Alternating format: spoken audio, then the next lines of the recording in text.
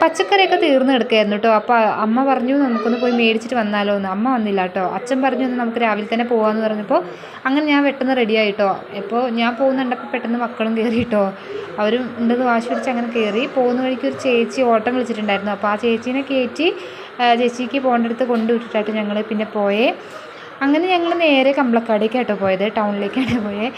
അങ്ങനെ ഞങ്ങൾ സ്ഥിരമല്ല ഇടയ്ക്കൊക്കെ മേടിക്കുന്ന കടയുണ്ട്.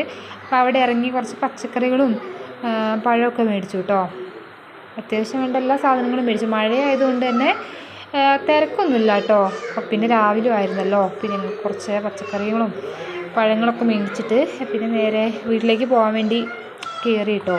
അതിൻ്റെ ഇടയ്ക്കാണ് പിന്നെ അച്ഛൻ ആരെയോ കണ്ടപ്പോൾ കുറച്ച് നേരം സംസാരിച്ചിരുന്നു കേട്ടോ. അപ്പം പിന്നെ അച്ഛൻ വരുന്നവരെ ഞങ്ങൾ എന്താക്കി കുറേ നേരം വണ്ടിയിൽ ഇരുന്നു കേട്ടോ. വണ്ടിയിൽ ഇരുന്നപ്പോൾ അവിടുത്തെ കാക്ക കുറച്ച് ചിപ്സ് അതൊക്കെ കൊണ്ടു തന്നു. അപ്പോൾ അത്രയേ ഉള്ളൂ കേട്ടോ. അപ്പോൾ ഞങ്ങൾ തിരിച്ച് പോവുകയാണേ. അപ്പോൾ സബ്സ്ക്രൈബ് ചെയ്യണം കേട്ടോ. Thank you.